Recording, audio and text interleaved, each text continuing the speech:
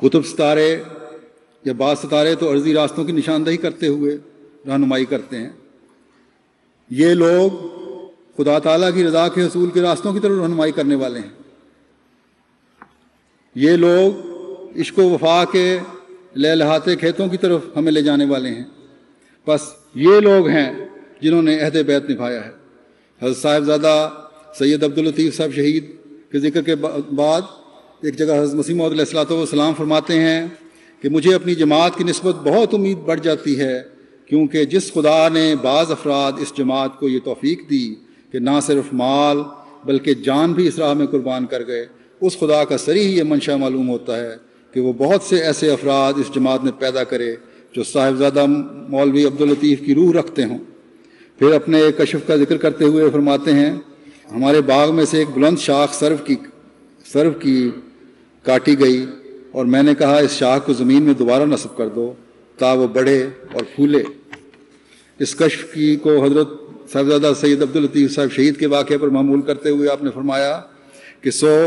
میں نے اس کی یہی تعبیر کی کہ خدا تعالیٰ بہت سے ان کے قائم مقام پیدا کر دے گا،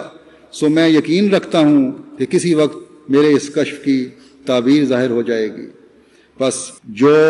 مالی اور جانی قربانیاں کرتے ہوئے اپنے عہد بیعت کو نبھا گئے وہ بے شک اسی کشف کے مصداق اور اس شاخ کے بغل بچے ہیں۔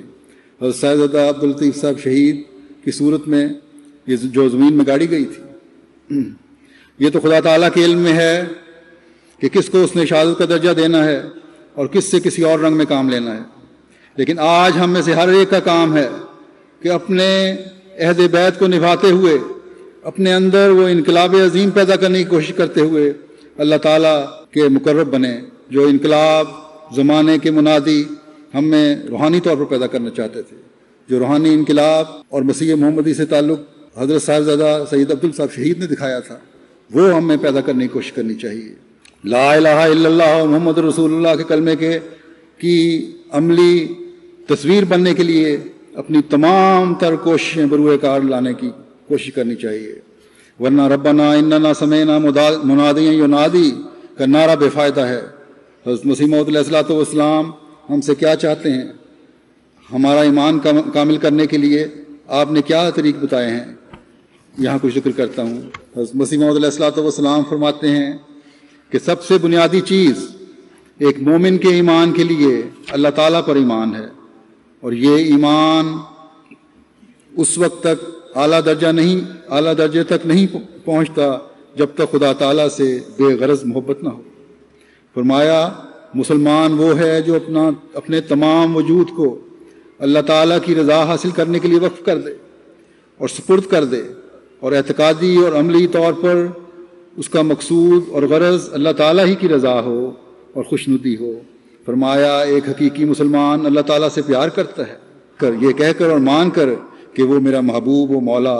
پیدا کرنے والا اور محسن ہے، اس لیے اس کے آستانے پر سر رکھ دیتا ہے۔ سچے مسلمان کو اگر کہا جاوے کہ ان اعمال کی پاداش میں کچھ بھی نہیں ملے گا، اور نہ بہشت ہے اور نہ دوزخ ہے اور نہ آرام ہے نہ لذات ہیں، تو وہ اپنے اعمال صالحہ اور محبت الہی کو ہرگز چھوڑ نہیں سکتا، کیونکہ اس کی عبادات اور خدا تعالیٰ سے تعلق اور اس کی فرمانبرداری اور اطاعت میں فنا کی کسی پاداش یا اجر کی بنا اور امید پر نہیں ہے۔ پھر آپ فرماتے ہیں تمہارا فرض ہے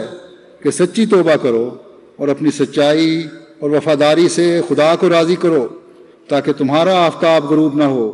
بس مسیح محمدی کی بیعت میں آ کر جس آفتاب صداقت اور نور محمدی سے ہم احمدی فیض پا رہے ہیں، جس سے دوسرے مسلمانوں نے باوجود اس سورج کے پاس ہونے کے فائدہ نہیں اٹھایا، اس سورج کو ہمیشہ چمکتا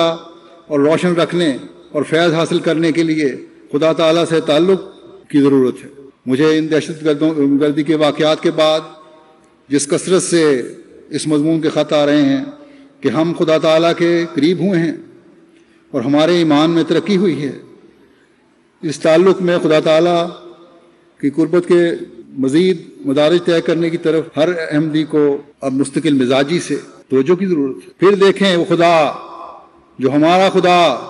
اور سب طاقتوں والا خدا ہے۔ حضرت مسیح موعود علیہ السلام سے کیے گئے